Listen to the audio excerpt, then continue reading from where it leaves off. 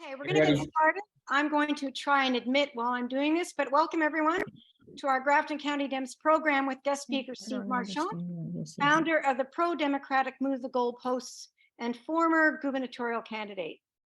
We're thrilled Steve can join us this evening and share his insights on what 2022 means for 2024. Thomas Opel, Vice Chair of the Grafton County Dems, will be the MC for the evening. But first, we have one housekeeping rule. We are hoping to reserve the chat for questions only, so please put your questions in the chat. And we would appreciate it, I have to admit someone, we would appreciate it if you could hold your other remarks and keep the chat only for questions. So without further ado, Thomas, you want to take it away? Thanks, Ann. And again, I'll thank everybody for joining tonight. We had hoped to do this as a hybrid. I know a lot of us are kind of itching to get back to being in person, and we're hoping to do that. Unfortunately, logistics just didn't work out in time to get it done tonight. So, thanks everybody for coming for this Zoom call. I've known Steve. I won't say how long I've known Steve, just because I don't want to give away how old we both are. Although he's significantly younger than I am. He's just done more with his life. Anyway, Steve and I share a passion, although he's a lot better at it in terms of analytics and looking at numbers and using those analytics to give us some insights into what we're doing right, what we're doing wrong, where we can do better. And there were some, we in 2022, we had a good year, and I would say it would have been a great year if we could have recaptured a majority in at least the House. The Senate and the Executive Council, the Republicans did a much better job of gerrymandering. They tried their hardest on the House, but we went from 15 Democratic seats in a 27-member delegation in Grafton County in 2020 to 18 seats in a 26-member delegation in 2022. And we had a couple of really, really close races, topped only, and Carolyn, I saw you were on, and I hate to bring up bad memories, but a 4-vote loss in Grafton 18 after a tough race. And believe me, John Sellers is a huge target for us in 2024, an extremist of the worst kind. And so he'll be a top target. But Steve and I have been talking numbers ever since, even before the 2022 election. Steve created this PAC, Move the Goalposts, which looks at analytics, but also looks at helping raise money at the Executive Council and the Legislative, and mostly those three areas, some local races. And it's been a huge benefactor, both in terms of the analytics intelligence, as well as raising critically needed money in these Senate and House races in particular. So Ann and I talked about this, and we thought it would be kind of a great kickoff for the 24 election cycle. If we took a look back at what we did well and what the lessons coming out of the 2022 races in Grafton County, particularly focused tonight on the House side. And so without further ado, I'm going to kick it over to Steve and let him carry the evening. Steve? All right. Thank you. Thank you all. Appreciate you being here. And I am hopeful that in the near future, I can't wait to come back to the area and be able to say hi to y'all in person. A lot of good friends, some of whom between the pandemic and various election seasons, it's been a while since I've seen some of you in person, and it's a joy. And I think it's important. It's my 2 cents on that, because you can't say activist or activism without activists. And I do think a key part of the best of us all as activists is the human interaction.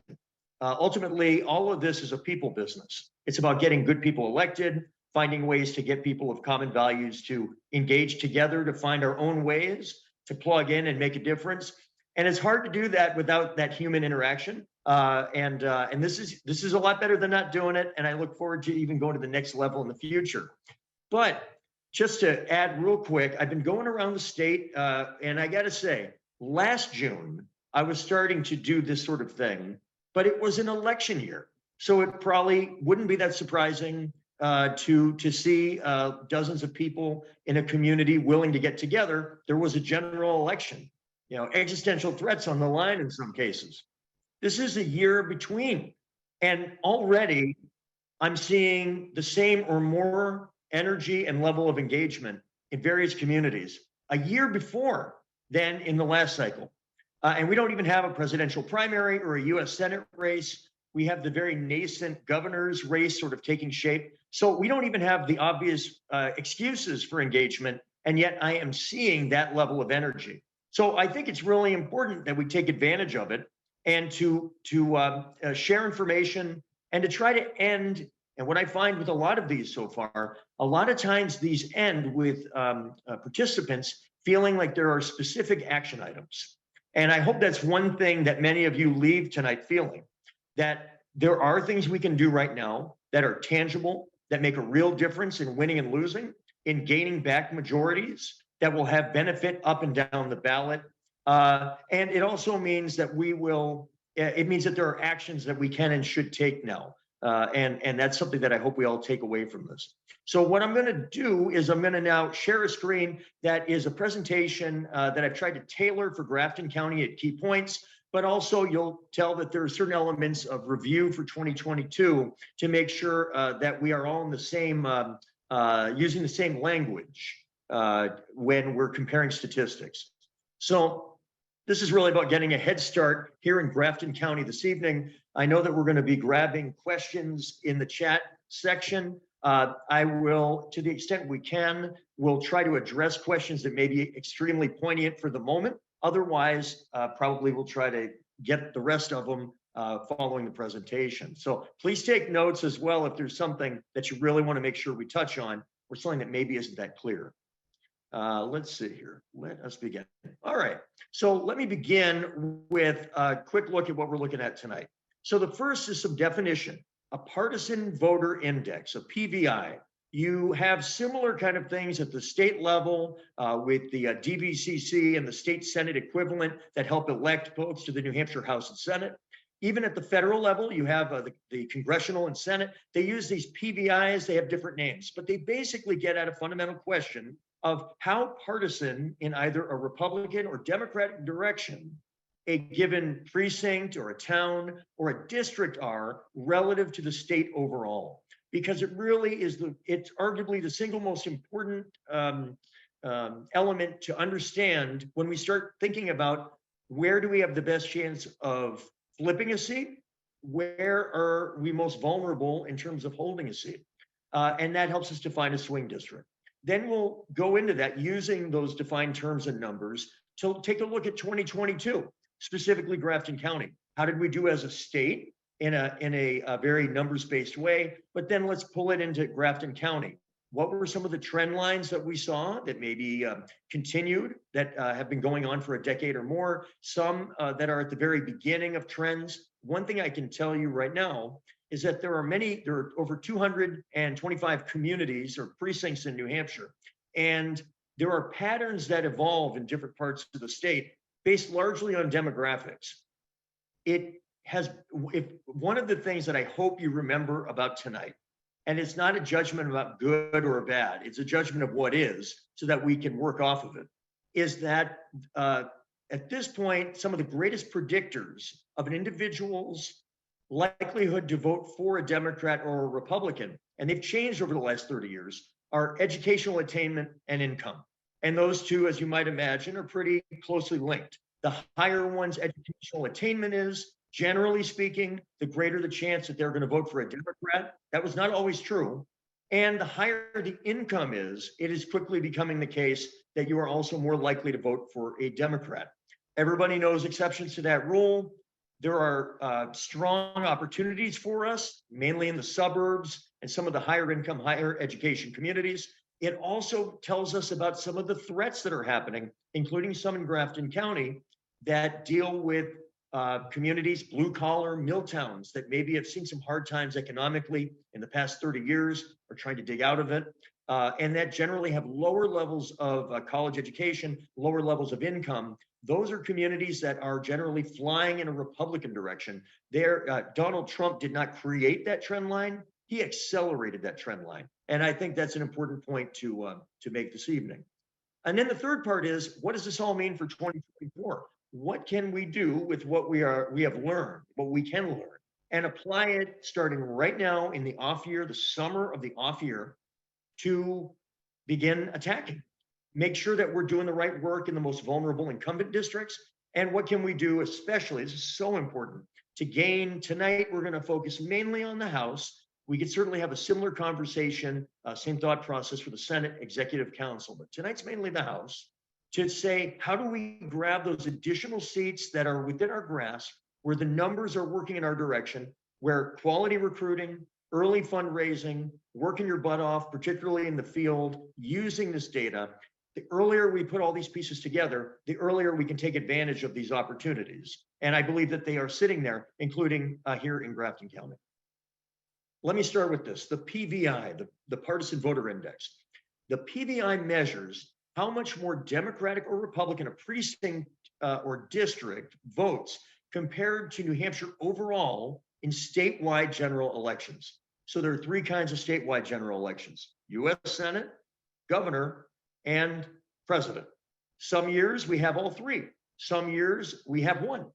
This year, 2024, we'll have two: the general election for president and for governor.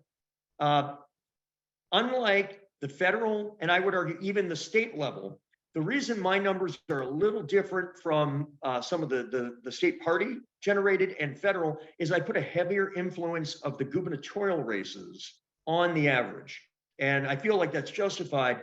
We have a lot of evidence really over the last 20 years, but especially the last 8 years, that how the governor's race goes, so goes state rep, state senate, and executive council races. Because we have one every 2 years, we also have a very rich data set.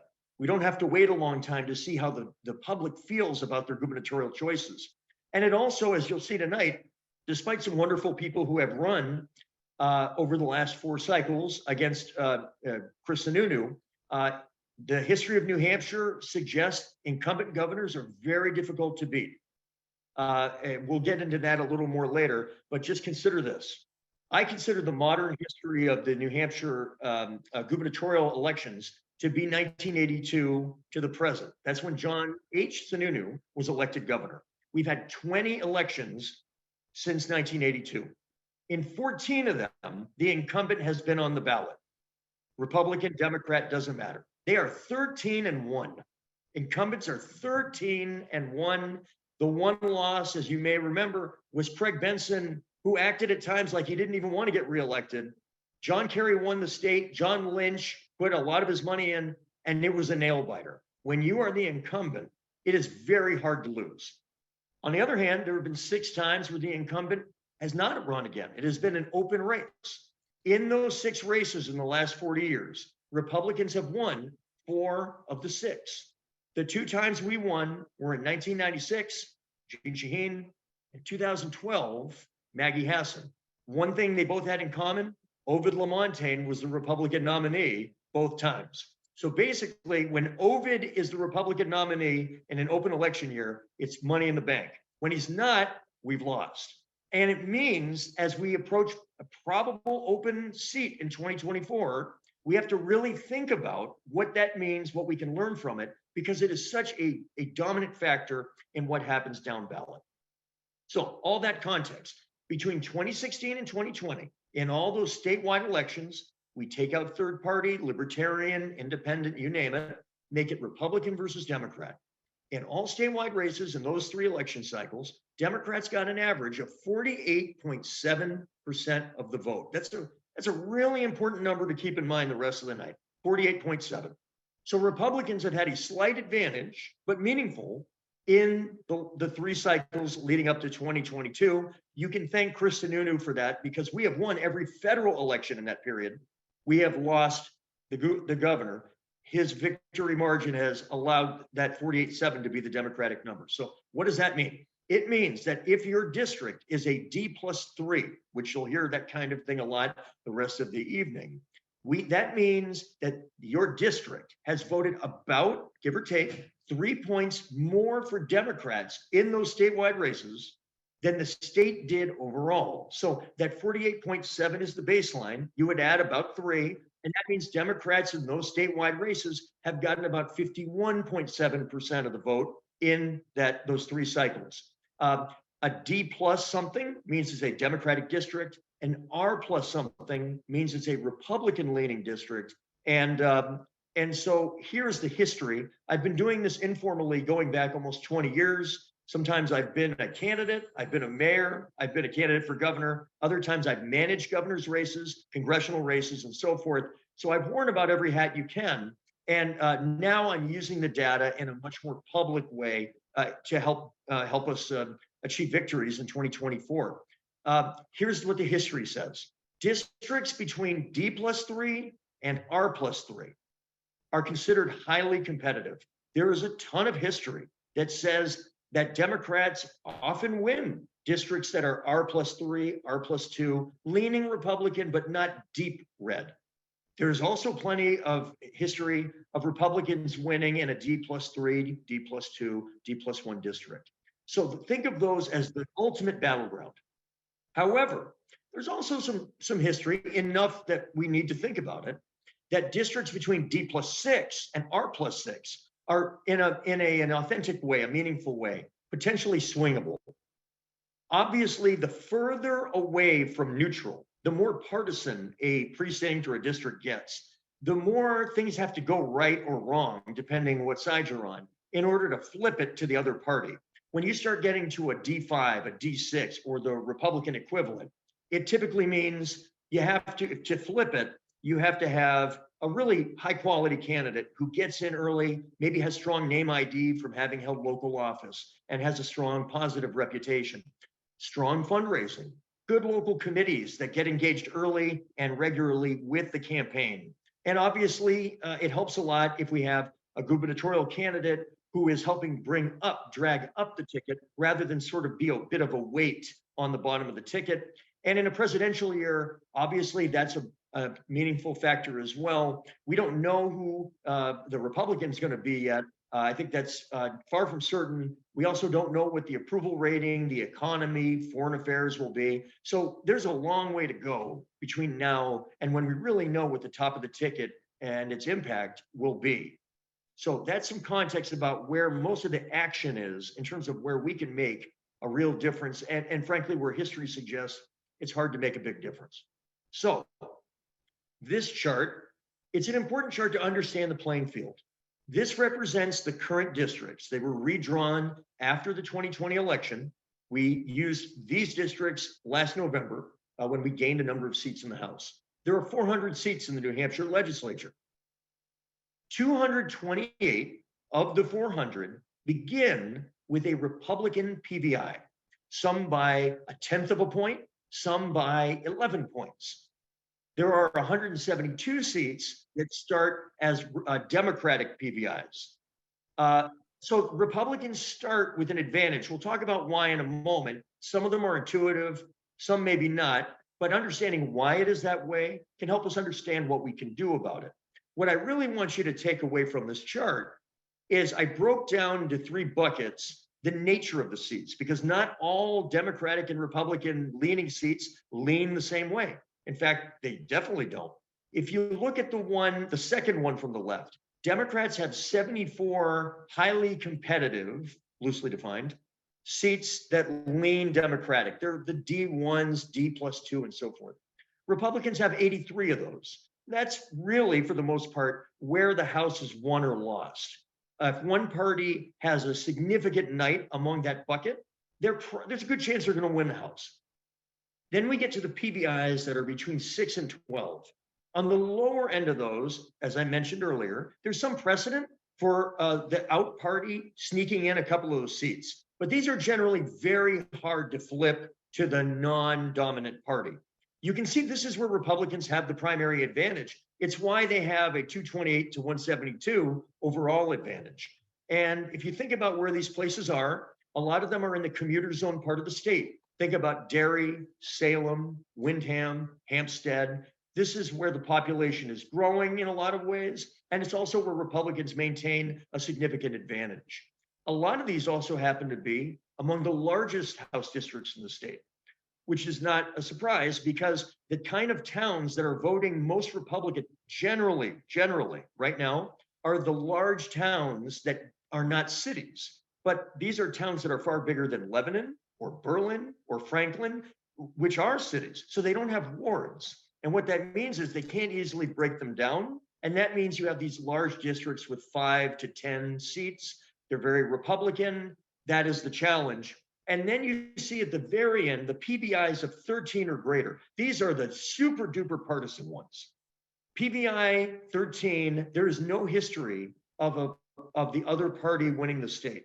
Hanover and Lebanon are examples of that. A number of those seats are in Grafton County. We have almost all of the dominant PBI seats, the truly dominant ones. The problem for us is there are only 40 of those, on our side. So it means it's a great place to start, but it's far from the kind of base from which you will obviously win a majority. That 0 to 5 is where the game is played, and the PBIs of 6 to 12 is where we look for opportunities wisely and prudently to invest our time and money especially with quality candidates. So why are there more House districts with GOP PBIs? Some of it is gerrymandering. We all know that.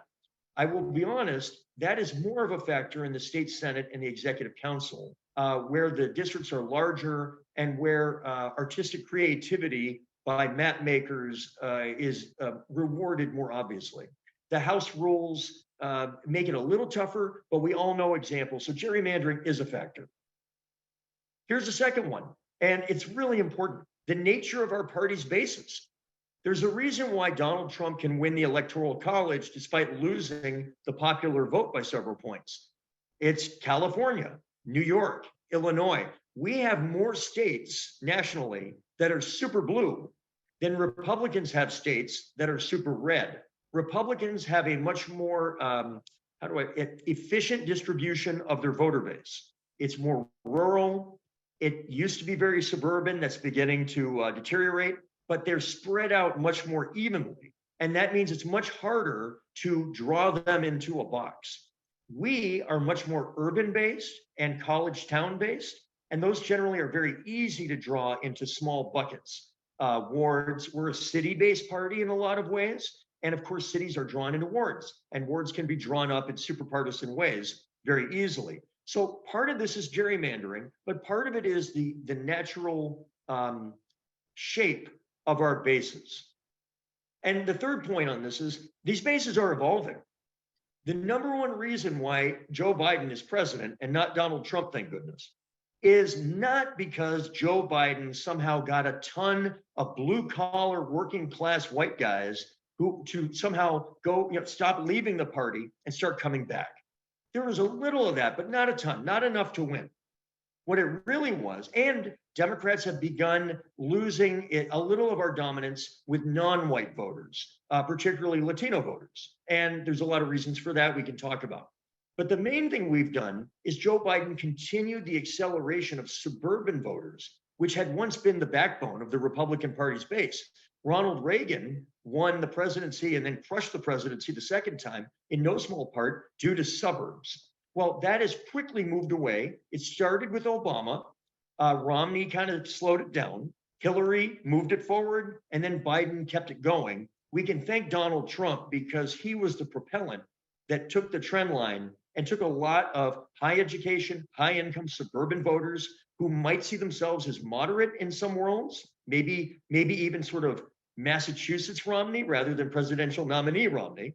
And Trump said, you don't have any place here. And they have been evacuating towards our party. So what does it mean? It means places like Bedford, Amherst, Hollis, Merrimack, Stratham, Northampton. have been moving quickly in a Democratic direction. But it also means places like Berlin and Claremont have been moving almost as rapidly in a Republican direction.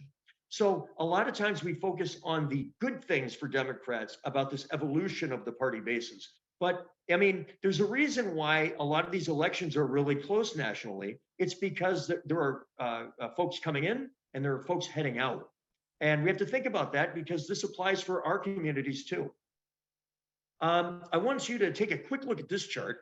This chart takes a look at, in the 2010s, the 5 elections during the 2010s, when you break down the different kinds of partisan districts into these buckets.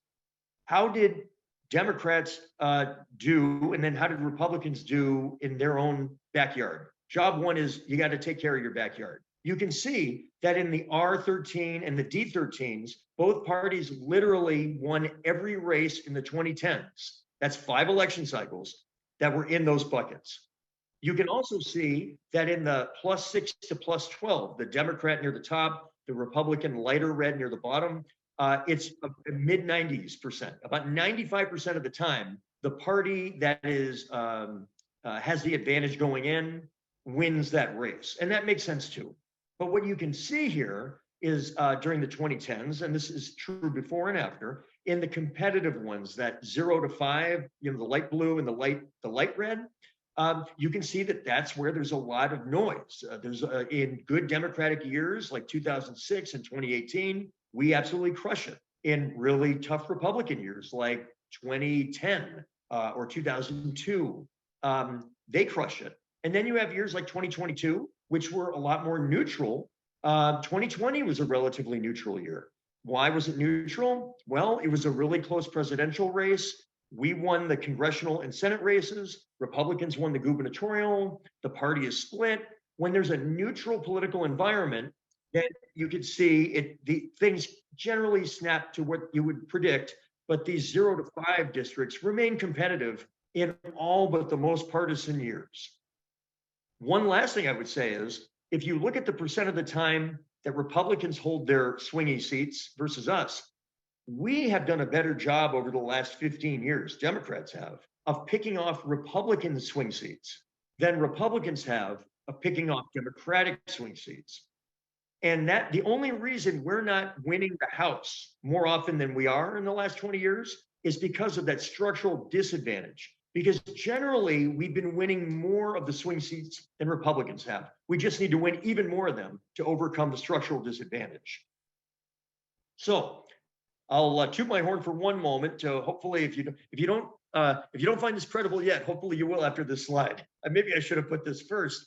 So right before the election, I have a model and I kind of stuck it up, put it on the line, and said, look, based on this. Here are the 33 candidates that are straddling the line of winning and losing. And so we called them I forgot the term, but like the key 33. And based on that, depending on how we did, we'd win between 187 and 208. It really depended on how the top of the ticket did because it was still wobbling. There was still a little time. Well, based on the projection, the midpoint was 197.5. Well, we ended up winning 197 and tying the 198th, which for my purposes, I'm going to call 197.5. And it suggests, I think, there's a great amount of predictability because we have a lot of data. We have a lot of House districts. We have a lot of history of that data, which makes me feel better than ever that with constant improvement to this data after 2022, we really can use this and it keeps tightening up as we get closer to Election Day because so much of it is tied to the top of the ticket that we have to keep a close eye on how Joe Biden and our eventual gubernatorial nominee does. We average that in a 2-party way, like I showed you earlier, and then I use that number, and the closer as it hovers up or down, it shifts the entire model up and down by 10ths of a point. And those 10ths of a point really matter. How much? Well, entering 2022, the Democratic baseline was that number I mentioned earlier, 48.7. In 2022 only, the number was 48.37. Basically, Maggie Hassan did better than most people thought she was going to do entering the election cycle. A lot of folks thought she wouldn't win at all. She ended up winning. Obviously, Don Bolduc as the nominee was a helpful factor. and added a few points to that average. Tom Sherman, who's a good friend, ran a very vigorous race in a very difficult situation. Incumbents are 13-1 in the modern era. And he did about what the projection would have said. So basically, even though Sununu was winning by a comfortable margin, Tom holding his own, plus Maggie exceeding likely expectations, kept it pretty close to the baseline. And that allowed us to be in the game for the House. But you can see how a couple tenths of a point actually make an enormous difference. If we had averaged 48.7 rather than 48.37, we probably would have taken back the House, just because the power of the top of the ticket every time you add a third of a point.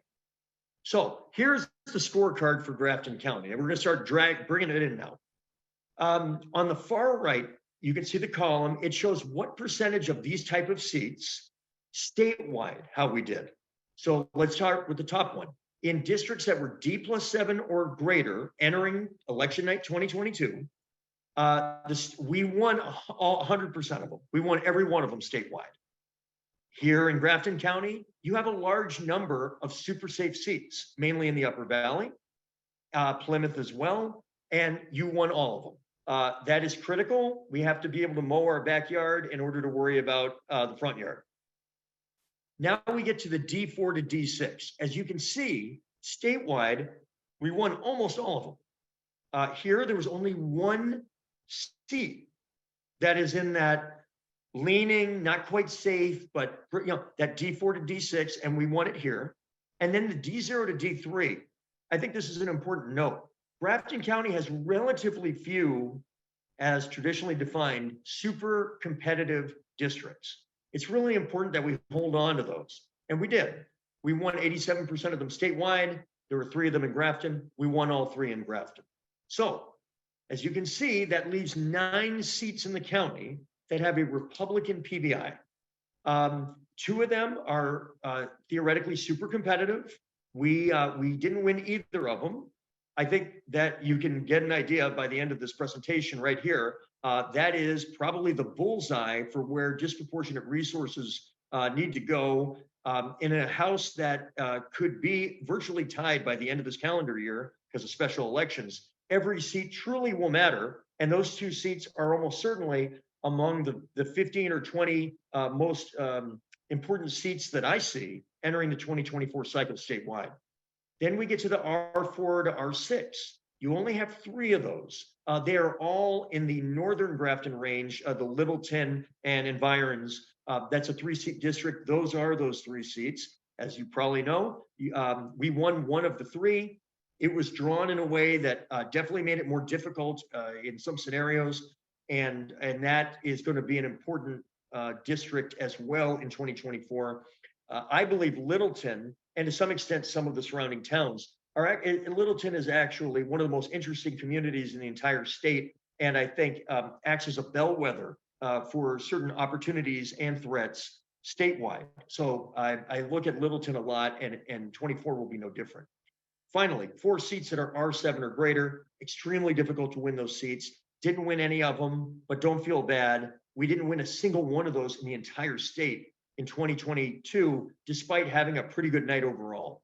So that is something to think about as well as we talk about resource allocation in all its forms. Overall, it's 26 seats, as Tom mentioned at the outset. We won 18 of the 26 in the county, and that's a very healthy win percentage. Obviously, there are those 5 seats, well, I would argue 8 seats in the D0 up to R+6 range, and those 3 little ribbons are probably the money seats when we really get into the nitty gritty. Let's take a quick look. These are all of the blue leaning districts, House districts in Grafton County. I apologize if there's a typo or 2 in there. I hope there aren't. I will keep refining it. The darker the blue, the stronger the PVI in our favor. So the bottom of the list is the biggest, the most Democratic PVI in the state of New Hampshire is Grafton 12.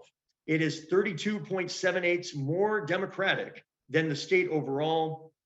We won every one of these seats, which is awesome. You can see the Lebanon, it wasn't always that way. Lebanon continues to move in a dominant direction. We can talk about that a little bit, but those have moved into among the safest in the entire state. The Bethlehem Franconia-based district also is in that double digit. Enfield, Plymouth has continued to move in a Democratic direction. It's 8.8, so we round it to a D+9. What we are looking at this point is college towns are now some of the most predictably Democratic in the state, in no small part, not so much because there's young people floating around. It's because the people that live there year round for many years are higher education, higher income, as true as the day is long. And then you get to the 4 remaining districts that are Democratic leaning, but in theory, more competitive, and ones that we really have to keep our eye on in a defensive posture to make sure that we hold them. And those, again, probably don't surprise you too much. I will say, generally speaking, that these districts are moving in a Democratic direction. So good news. The most competitive one on paper is the Canaan-based one. Tom knows it well, but it is moving quickly in a Democratic direction. And so that all of these PVIs are actually a snapshot in time, right? If you think about it, based on elections at a moment in time. So we look for trend lines to see if that PVI is moving, D or R word, over time. Canaan is an example of one moving in a Democratic direction over time. So you don't take anything for granted, but you got to feel optimistic going forward in districts like that.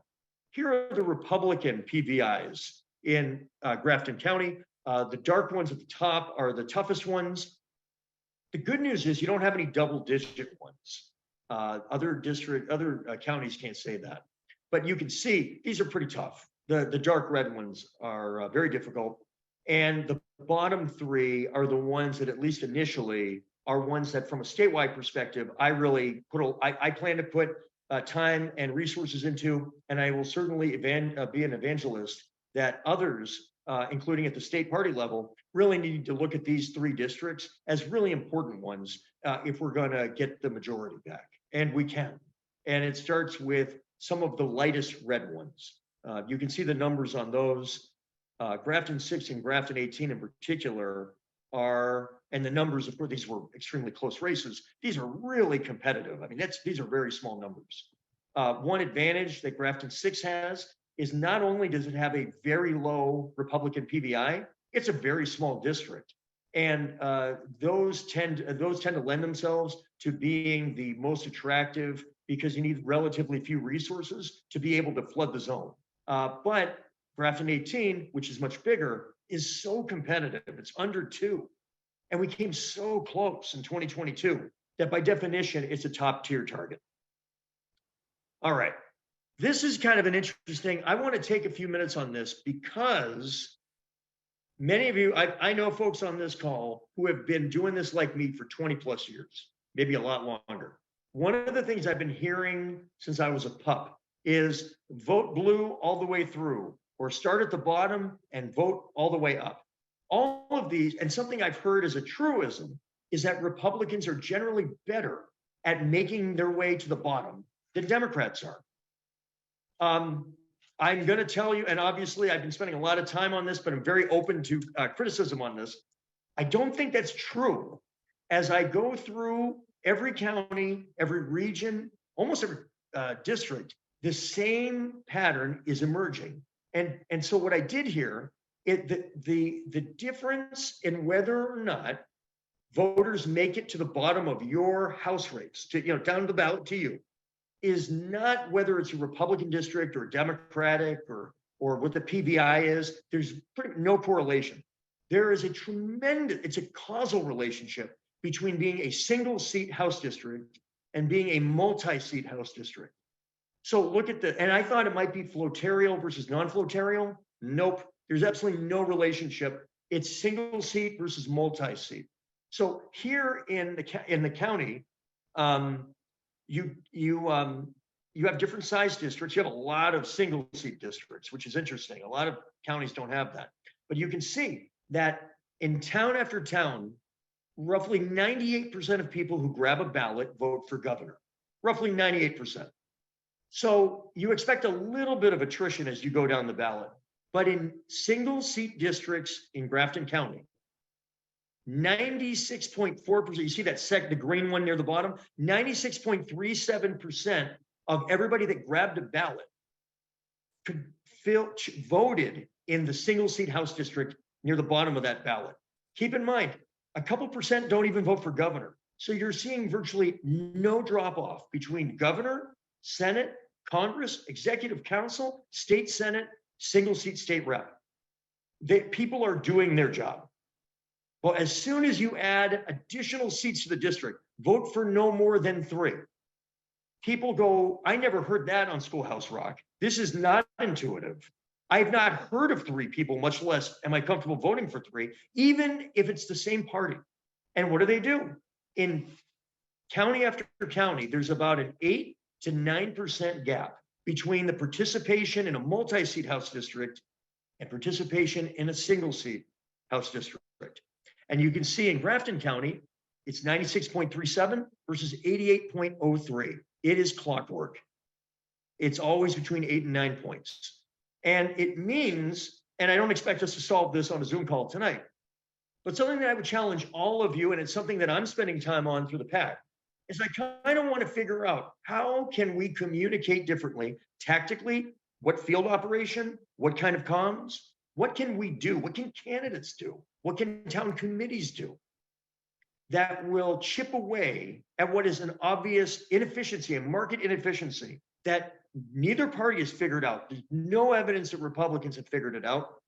If one party was able to figure out how to grab 3, 4, 5 points of the delta over the other party, frankly, we'd have the House back just because of that right now. Because any seat that is being decided by under 100 votes, certainly under 50 votes, and for the most part, we would win those seats if we could find a way to chip away at that delta.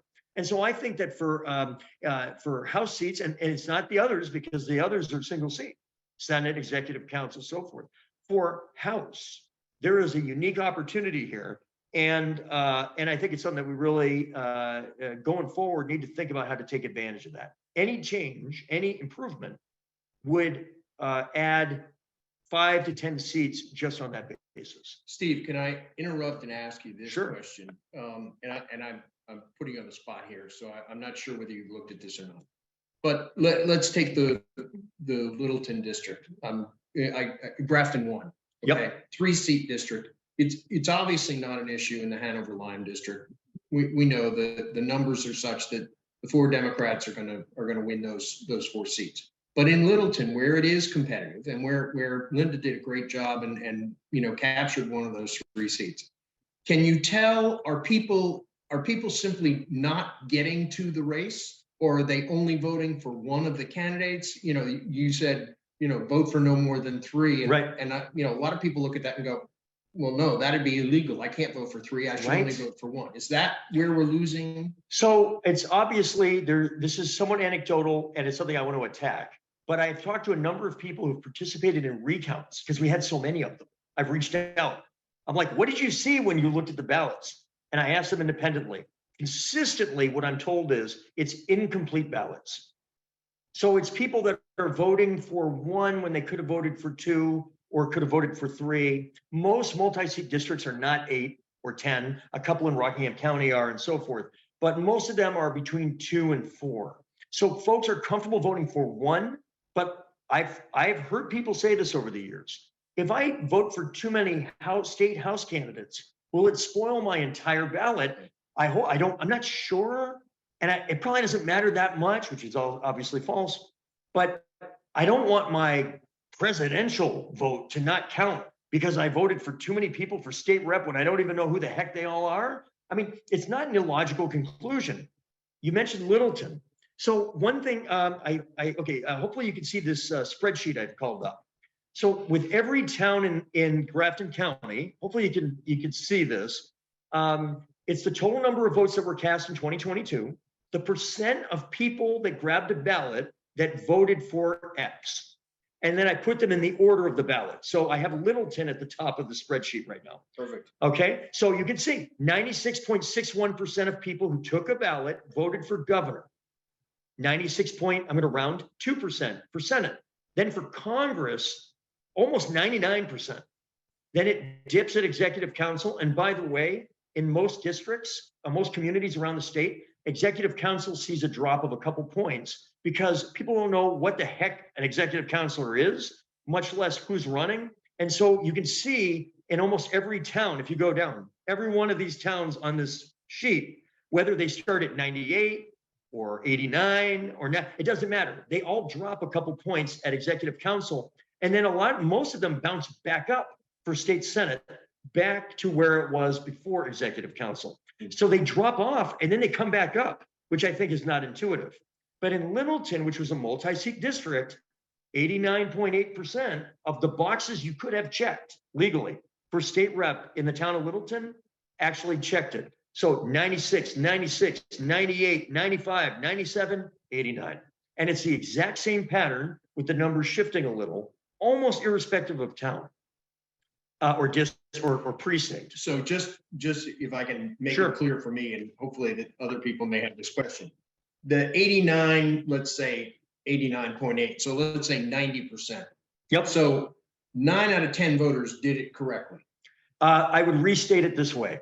90% of the boxes that you could have checked. So think of it this way. If 2,507 people in Littleton cast a ballot, that was 7,521 boxes that could have legally been checked, 3 times the votes. Right. Got it. Okay. So 90% of 7,521 boxes were checked. And that means, if you think of it that way, there were 750 boxes, mostly incomplete ballots.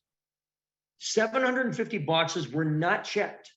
And the anecdotal evidence I have around the state is it's a pretty even distribution. Folks that saw Democrats with 1 and a Democrat, others with Republicans were 1. And so even if you want to say, okay, it's not reasonable to think that the man or woman who voted for a Republican with their 1 box, I can get them to vote for Democrats or the other 2 boxes. That's hard. Okay, but what about the person that voted for 1 Democrat and then left the other 2 boxes? Even if we only get a fraction of those 750 boxes in Littleton checked off for Democrats, that's winning and losing. In virtually every district, particularly some of these closer ones. So I think it's a really important point. I haven't heard it stated this way before, and I was kind of looking for it. And the more I looked at the data, the more it became clear that the pattern existed in every part of the state, in every precinct, pretty much. Let me, if I can, Steve, get to some of the other questions Yes. that are now in the chat. Yes. And as a preface to that, let me just say, this is a lot of numbers, It a is. lot of analytics, but it all goes to the fundamental point of this is the difference between being able to pass legislation to protect reproductive rights, to expand voting rights, to help reduce property taxes and support public schools, expand Medicare, expand healthcare opportunities. That's what these numbers in the end. Hey, remember the Parent Bill of Rights that was a nail biter that we successfully defeated it? At the moment votes began to happen that day, it was 193 Democrats and 192 Republicans. That, when folks, look, there's a lot of reasons why good things happen or bad things happen, or bad things don't happen, right? Good defense. It's activism after the fact. But there's 2 things, and at the risk of being blunt, but the numbers are the numbers, and I'm about getting the wins because of what you said. That's how we make good things happen in New Hampshire. You got to win to be able to legislate the way we want. There are two moments that mattered that killed the Parent Bill of Rights, that so-called Parent Bill of Rights. One was November 8th, 2022, when we got to 197.5 state reps. That was the moment that things were possible, because if we were at 185, it would have passed the House that day. It just would have. So election day is when so much of the cake gets baked. And here's the second one. The joke I tell folks, and I hope this comes out the right way, is I'm starting to realize as we move towards a parliamentary system of how we vote as 2 parties. If you're a D, you vote one way. If you're an R, you vote the other way. The 2 things I want to know is I want to know your party registration and I want to know your medical record almost as much as I want to know your voting record. Because I need to know you're going to be able to show up on session day, because The Republicans had the majority by a hair the day the Parents' Bill of Rights, quote unquote, bill died. If all of them had showed up, it would have passed. So you need to be at least very close, if not in the majority, and then you need to be there once you win. So look, if we're at a point now, when I started in 2002, there were old school French Canadian urban Democrats in places like Somersworth and Nashua who were hardcore pro-life Democrats. That was the thing. Mhm. And so you knew how they were going to vote if an abortion related bill came up. They were going to vote the wrong way, as we define it. That doesn't exist now. As a practical matter, that 193 Democrats that showed up to kill that vote was 193 Democrats all voted, and the 192 Republicans went 190 to 2 to save it. So it killed 195, 190. So we're at a point now where if you tell me how many Republicans are there that day and how many Democrats on many of the most important bills, that's the ball game. So we got to win them in November, and then they got to show up on session day. 95% of success is just showing up. Showing up, us showing up on election day, and them showing up once they win. So a couple of questions from the chat. First of all, this is being recorded, so everyone who is watching now will get all of this information that's on this presentation. But the information that you've done, the PVI and the other charts, will you make that available to? Yes. So this obviously is a good start. So, for example, 2 of the slides that will be strong reference points for folks going forward would be the 2 that had the blue House districts and the red ones. That's a more granular. Also, and I'm a one-man show, so I don't have a staff person who's going to accelerate the website being updated. But there's a lot of really granular data on the website, which is movethegoalpostnh.com. You can find a lot of it there. You also find policy. You find upcoming events that are either in person or Zoom. You'll find a lot there. And you can also reach out to me that way. You can send me an email, and I endeavor to try to get back to you quickly. But more and more data is on there. So, feel free to look at that, and then send me a message through the website if you have a follow-up question, for example. You may well. It is dense information. I appreciate that. The other thing I'll point out, and there's another question, a couple of other questions that I want to get to, but folks, as Steve pointed out at the beginning, Steve's numbers on the partisan vote index, the PVI, tends to be a little bit different from the state party's Democratic Performance Index, the DPI, because Steve, as he said at the beginning, slightly overweights the gubernatorial race. And he pointed out, Republicans have been fairly successful over the last 20 years, which tends to make it look a little harder for us, which is not a bad thing. So just keep that in mind.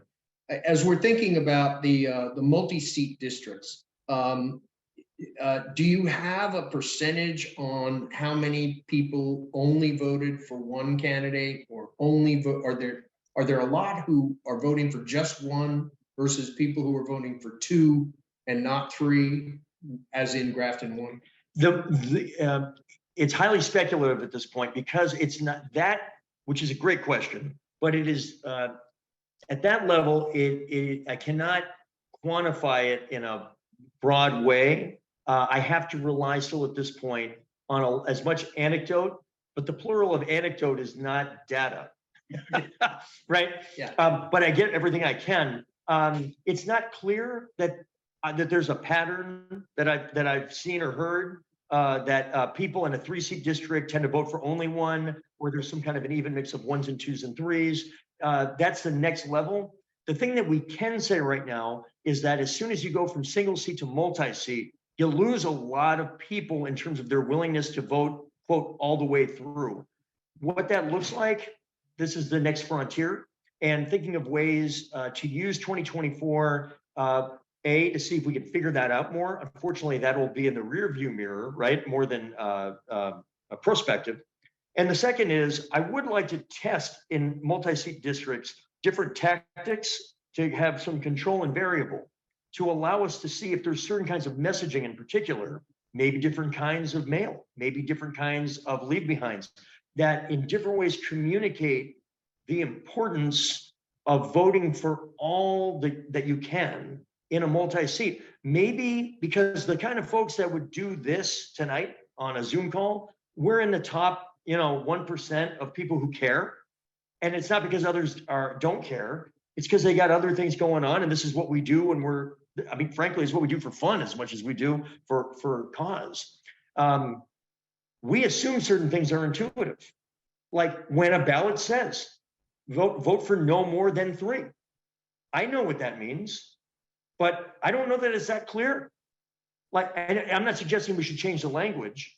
I'm saying that maybe we need to spend more of our communication time on House races on the most fundamental thing, not like vote for this Democrat because she's awesome on choice. Frankly, there's a lot of evidence that suggests that Democratic voter already assumes that she is awesome on choice because she's a Democrat and she's a she. So perhaps 2 suggestions in the chat. And I know other districts, Hanover has done this in the past. Lebanon, before it was divided into the one floterial Suomi represents and the 3 wards, House members used to run as teams, and they literally have yard signs with all 4 members listed on it. Vote for the Lebanon Democratic team. Yes, I that seems to me one possibility suggested in the chat. Second possibility is perhaps at the same time, sort of concurrent with that, is, as you say, running literature that says in this district there are 3 seats, there are 3 candidates, and we need to send all 3 Democrats. I mean, I think it could. I don't think it's going to be complicated because that would run counter to what the problem is. The problem is people already think it is complicated. So the solution is going to require simplifying the language of what is clearly a more complicated language currently than we're thinking. So I think it's going to be something like in the Littleton district, for example. I think is it a Schoolhouse Rock? I'm going to paraphrase it. 3 is a magic number. Yeah. Like, I mean, I would not overthink some of it in terms of like if there was a mail piece that literally played off of Schoolhouse Rock that was 3 is a magic number, like that kind of thing. Like I think that would be stickier than some kind of verbose description of it. Right. Keep it simple. Folks will vote for 3 if they're comfortable that they can vote for 3. Did you see, someone in the chat is asking, did you see in other districts, and I'm not sure what was done in Grafton 1, but did you see in other districts around the state, multi-candidate, where they ran as teams, where they were doing joint yard signs, joint communications, and did you see any impact? There appears to be I'm looking, but there appears to be no example that I have found anywhere in New Hampshire yet of a group, how do I put this, of a multi-seat group of Democrats significantly increasing on this percentage, on this issue. I have to do a little more looking, but I mean, if I find them, I'm going to go grab them because I want to see if they did anything. Right. But everybody's sort of in that same bucket of 7, 8, 9 points below the single seat, including in towns around them, including on the same ballot where you have the floterial and the non-float, and one of them is a 1 and one of them is a multi. And so these are the same voter. And sometimes the same mail pieces, like vote for all these people. And people are going, nope, 1 out of 10 people, basically, something like that. 1 out of 10, 1 out of 12 people in the entire state are going, yeah, I'm not sure I'm comfortable with that. I'm only going to vote for probably 1. And that leaves in Littleton, that's 750 boxes that didn't get checked. I mean, that's the ballgame. That's a huge.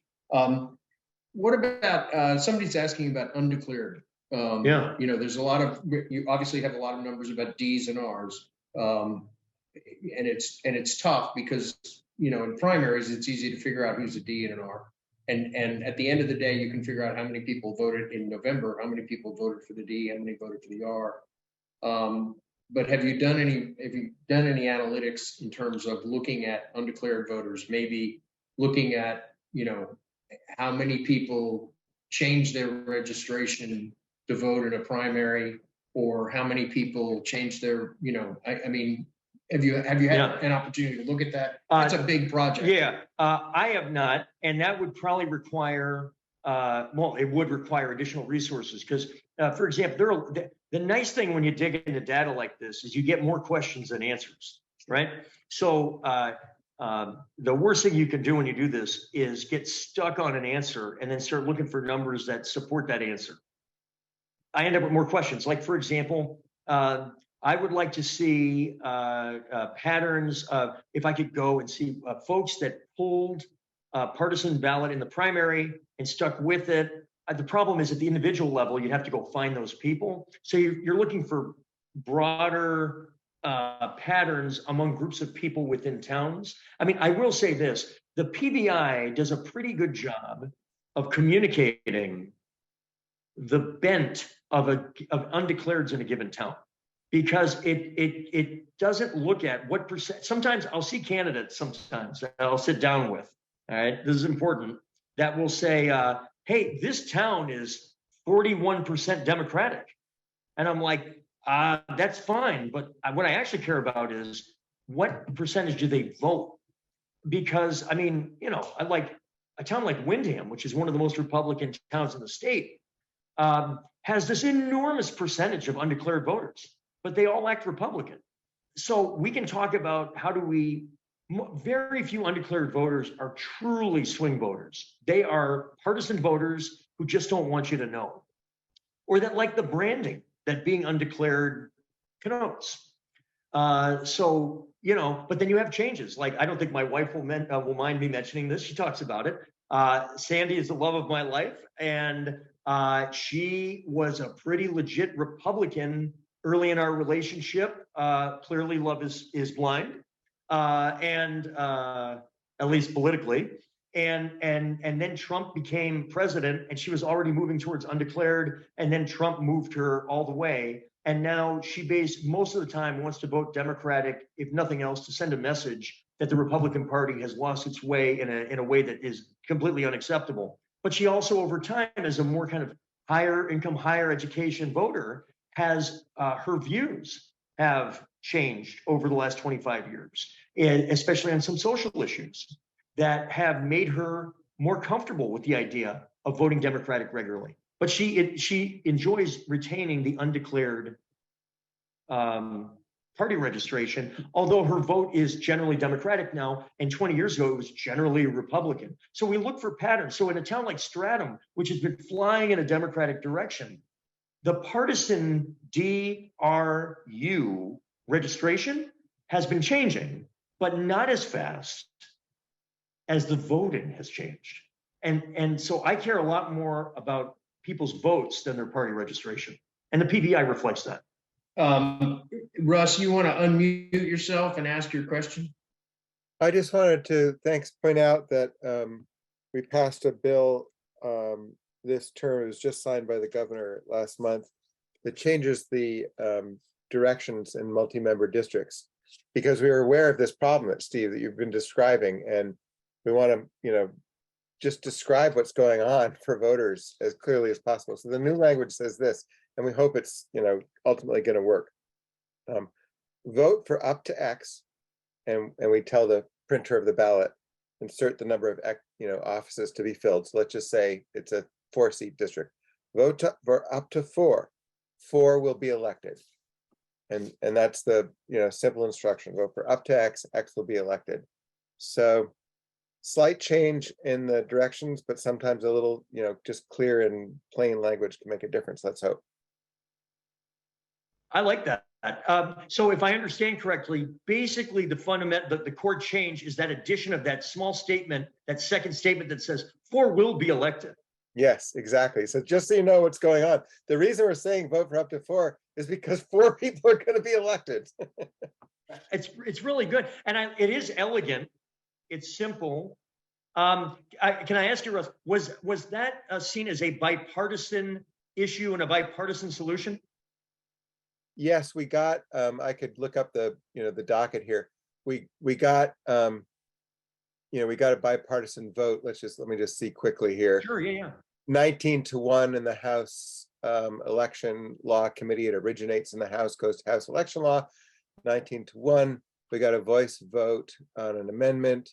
We got a voice vote in the House, probably on the consent calendar. Looks like the Senate also passed it by voice vote. So, and Governor Sununu, obviously, and it's introduced, gosh, who introduces it? Cahill. So yeah, bipartisan bill. That's about as bipartisan as a bill gets.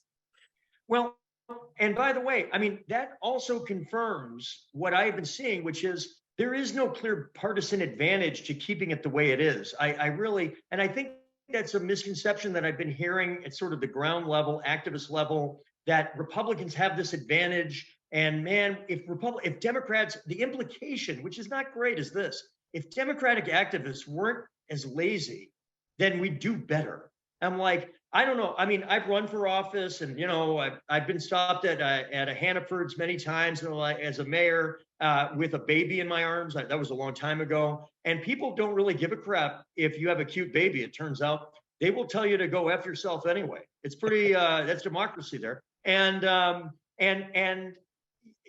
think if people think there's an advantage or not, they'll communicate that. This one is clearly not an advantage. And I can tell I never got a vote by telling them they were stupid or lazy. So I think this is a nice, elegant way to take a shot at this change. And this will be one way we see if maybe there's some improvement. I do believe there are probably ways that either or both parties could augment whatever advantage might be gained by the simple change in language with additional tactical and or language changes. And I really would like to follow what people do. I'd like to see what works and be able to help share that between districts. The problem, of course, with that is it's going to be tough to know what worked and didn't work until after the 2024 election, when we can watch. So better than nothing, but it's going to be more in the rearview mirror than looking ahead, I think. Yeah, the big lift that we've been trying to accomplish in the House on both the floor of the committee, the election law committee, and the floor of the House is just to try to convince our friends in the Republican Party that ballot access is not about getting Democrats to the polls so Democrats can win elections. It's about creating democracy where the two parties can really argue things out. And there are a lot of, I always tell my friends, there are a lot of low resource Republican voters who aren't voting because it's hard to access ballots. You don't even know how what you might win elections by if you could get people to the poll. So we are trying to really sort of take the partisan strategy out of just the basic instruments of voting. Will it be interesting to compare? And I agree, Russ. I think that the language change is a good one. I think it will be clearer for people. It'll also be interesting to test how that language worked. Whether there's a difference in terms of participation, in terms of people voting. Karen Leo Hill, did you have your hand up? I thought you had your hand up, and then maybe you took it down. But no, Karen? I was just clapping. I was just clapping for Russ Muirhead's work on election law. Okay. Yes. I know Joyce Weston was pointing out that in Grafton 8 they did some advertising for the team for all of the candidates, and maybe a little hard to tell because that district is got a pretty high Democratic performance. So. Well, and that I do think, and this is something I do want to look at for other patterns. Is it doesn't look like there's much difference in the super partisan districts versus the relatively neutral ones. I thought that might be one. It doesn't look like it is, but I mean, part of the challenge here is, well, I mean, here's something. I mean, maybe it's obvious, but it hasn't been said out loud quite this directly. In the single seat districts, the percentage participation relative to the top of the ticket is so close to the same as governor that, that extra 1% to 2% tops that are voting for governor and then not voting for state house. I cannot think that's a good use of any resources to try to hunt down that extra point or two. I do think that the delta is big enough for these multi-seat where it is worth efforts. And I'm really appreciative that the legislature took a crack at this. It's elegant and will give us one way to get an idea if these numbers move up a little. I do think whatever the solution is, it will be one or more relatively simple solutions rather than some complicated message, deep message thing. Sure. It's going to be about pretty easy stuff to solve what people perceive as an overcomplicated problem on the ballot. Can you go back through, we've got a question about someone who would like an explanation or a fuller explanation of what you meant when you talked about the House district coefficient. Oh, yeah, let me see here. Let me go back a second here. Whoop, I think I didn't mean that. There we go. Let's see if I can do this here. Whoops. No. Okay.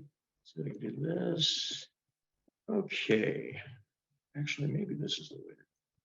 And if this doesn't answer the question, then please redirect me here.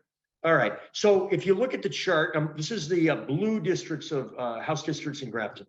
You see 1, 2, 3, 4, 5, 6, about halfway through House district coefficient.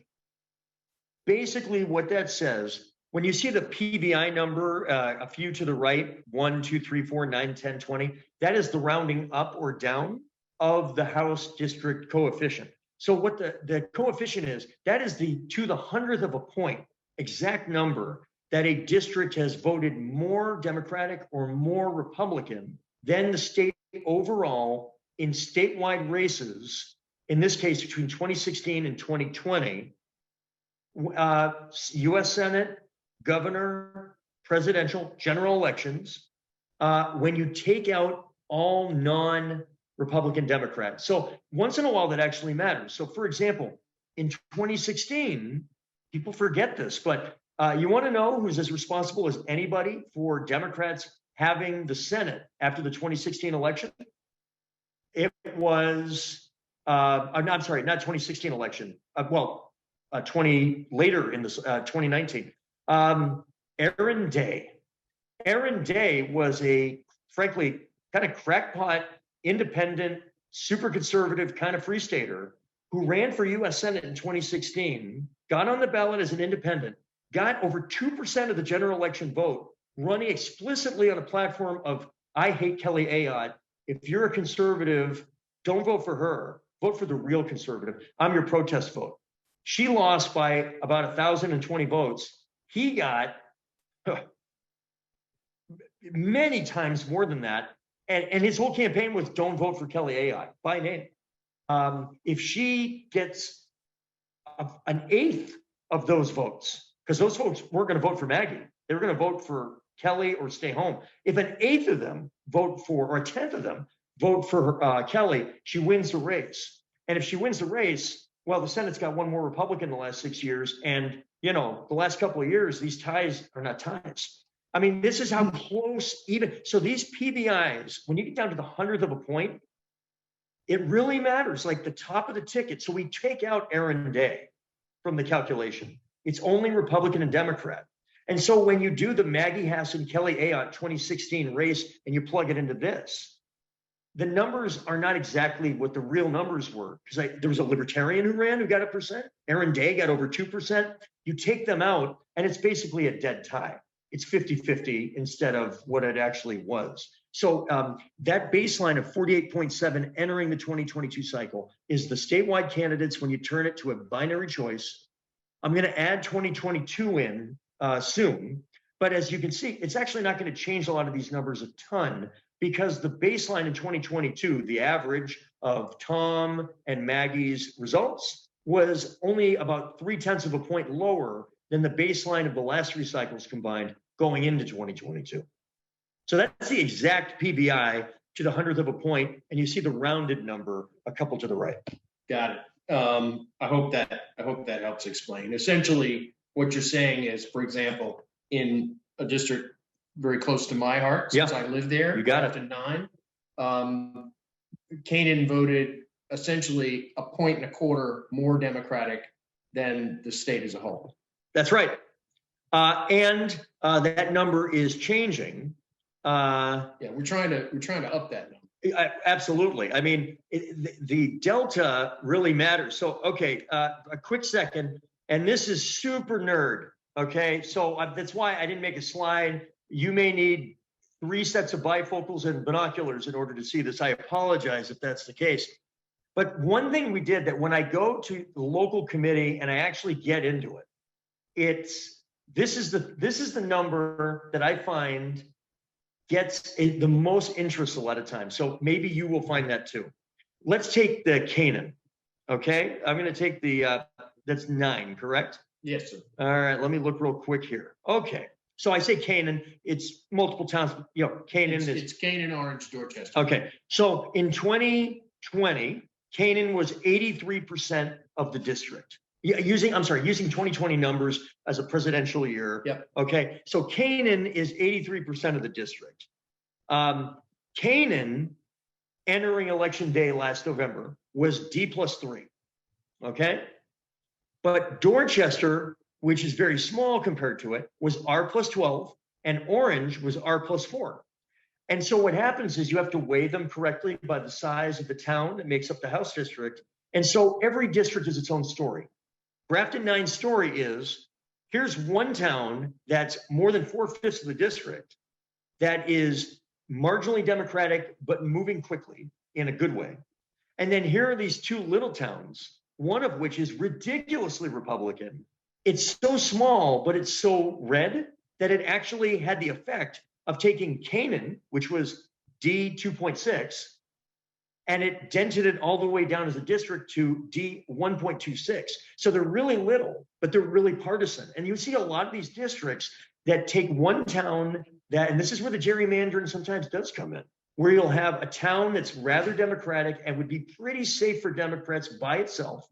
And they find ways in different parts of the state to add a couple of small but extremely Republican towns that drag it back into highly competitive. There are examples of that around the state. So what I do is, you tell me what actually happened on election day, top of the ticket. You tell me the partisan makeup of the towns in the district going into election day. And then I can give you a projection about what percent of the vote a generic Democratic candidate, given these constants, should have gotten on election day. So in Canaan, the Democrat, given the would have gotten 56% of the vote. All right. Which I think is pretty close to what Corinne got. Let me see. I may be off a little bit. Actually, I'm sorry. That was not. I think that one might not be accurate. Let me see here. Actually, I take that back. The bottom line is this: if you can see it in column W, performance relative to expected vote. I misspoke. Actually, it's one of the better performances because it's a sign that Canaan is moving very rapidly in a Democratic direction, combined with a lot of, congratulations, Tom, and all of you. No. This was Corinne. Oh, well, congratulations, Corinne. And a lot of great Canaan Democrats working really, Awesome. really hard. Because there's reasons why this happens, but the actual performance was 12.7 points higher than you would have projected based on some baseline expectations. In Dorchester, Corinne did 2.8 points better than you would have expected. I'm not saying she won the town. Right. No, she lost by a little bit, but that won't happen next time. Right. But she outperformed what you would have expected given how the top of the ticket did in 2022 and the partisan makeup of Dorchester. And then in Orange, she actually underperformed based on the model by about 1.25 points.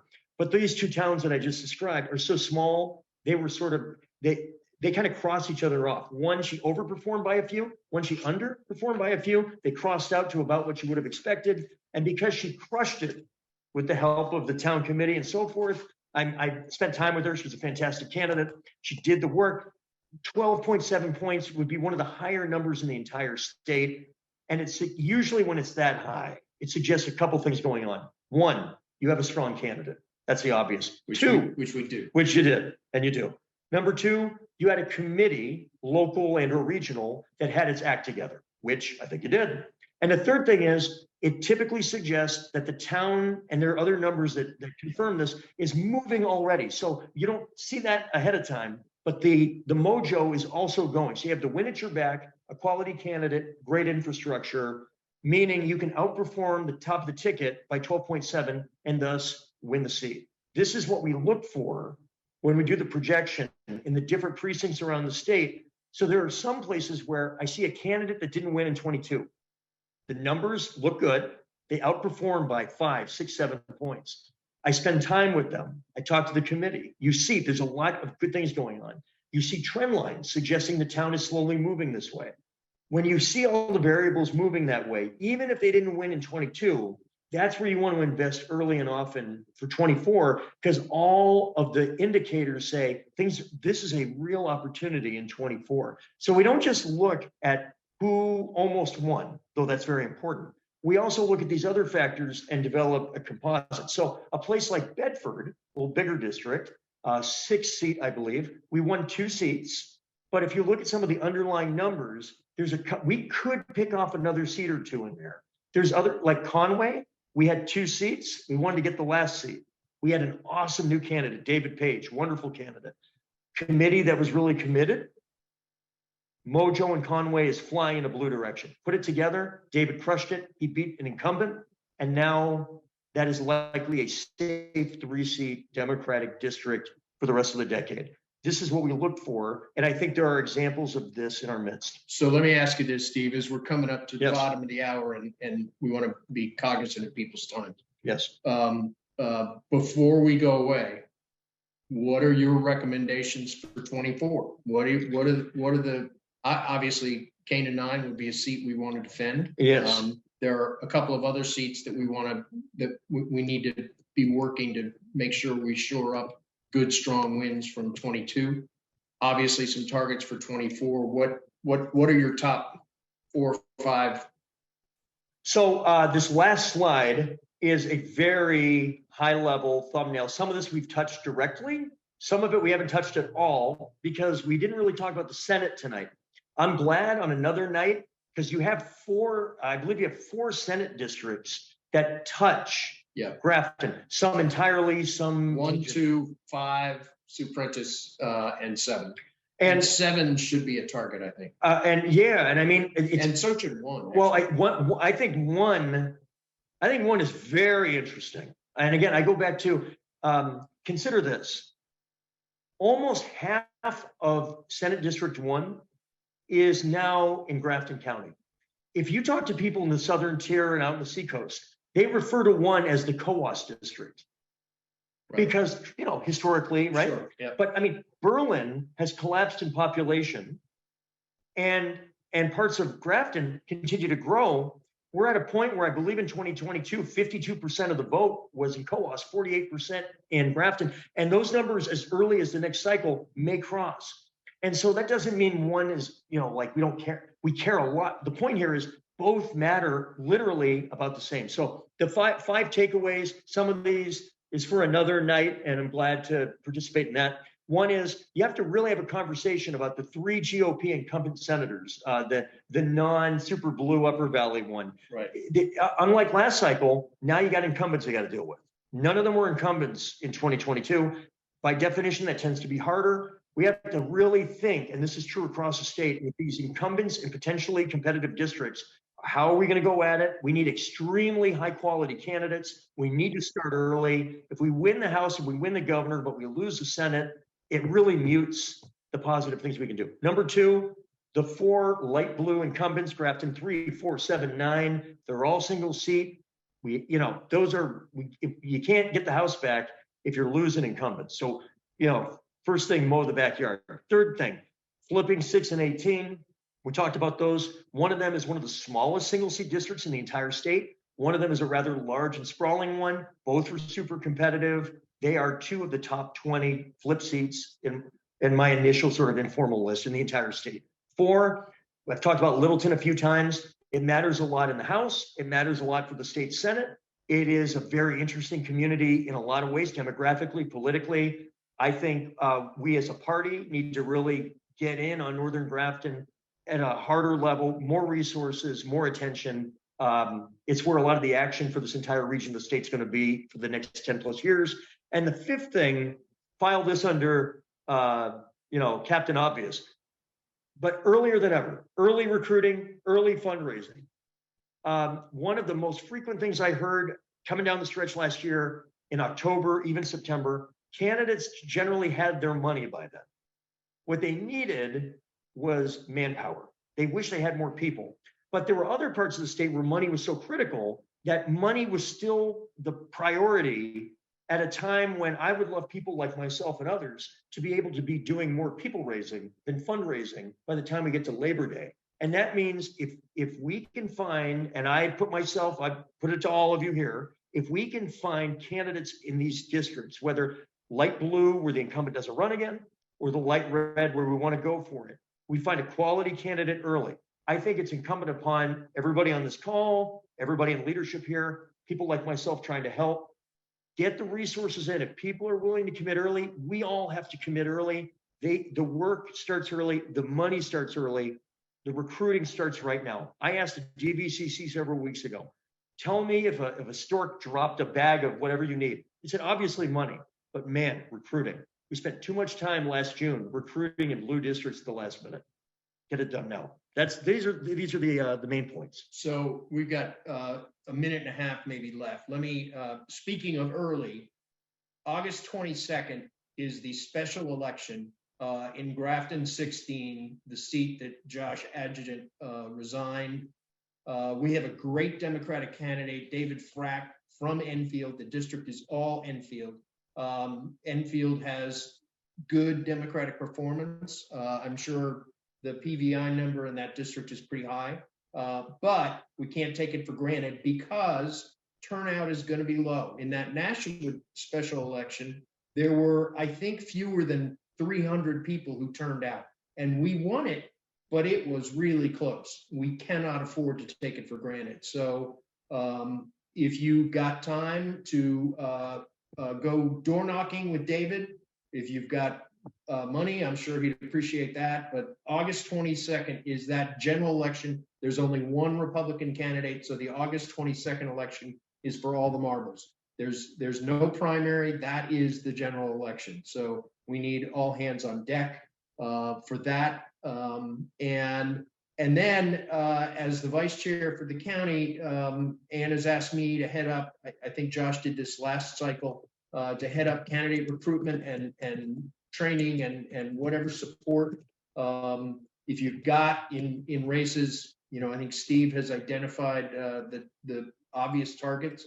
I think in a couple of other of these places, I think one of the things that we decided as a subcommittee, the candidate recruitment subcommittee, is we don't want a single representative district seat to go without a Democratic nominee. Yep. And we don't want a single town in Grafton County to not have a Democratic chair and a Democratic committee. And so we're working in Orange, we're working in Dorchester, we're working in Piermont. Steve Daly is really hustling out there. I know the folks in Littleton, applause to Sue Ford and Jordan Applewhite and the rest of that Northern Grafton Democrats. They're doing some amazingly wonderful.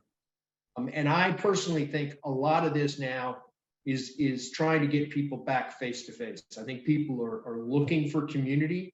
And in some of these communities, I think they're actually a little shy about saying that they're Democrats in places like the town of Grafton, where they feel a little intimidated. And I think demonstrating that there are a lot of Democrats in those communities, no matter how you think they are, will be a good thing.